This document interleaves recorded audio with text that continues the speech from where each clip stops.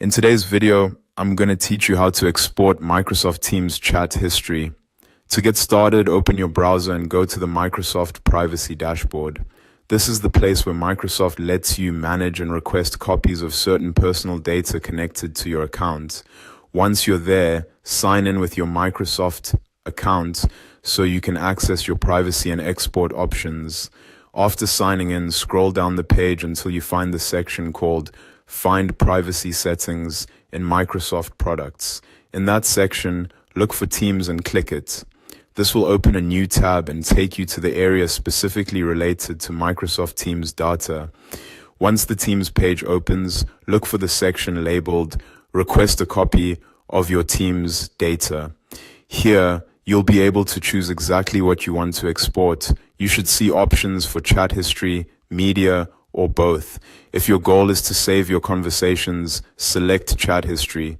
If you also want any shared files or media connected to those chats, you can choose media as well, or select both options if you want a more complete export. After making your selection, click Submit Request. A pop-up message will appear letting you know that your export is being prepared. This is normal, and it means Microsoft has received your request and is starting to generate your downloadable file. Click. Continue to close that message and return to the page. At this point, the export usually won't be available instantly, so you'll need to check back periodically. Near the top of the page, look for the Available Export section. That's where your file will appear once it's ready to download. Depending on the amount of data in your account, this may take a little time, so be patient and refresh or revisit the page later if needed.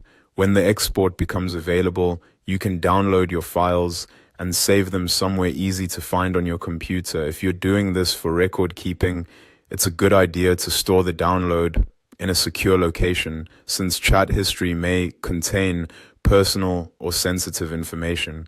And that's all there is to it. Once you know where to look, exporting your Microsoft Teams chat history is a straightforward process. Thanks for watching, and I'll see you in the next video.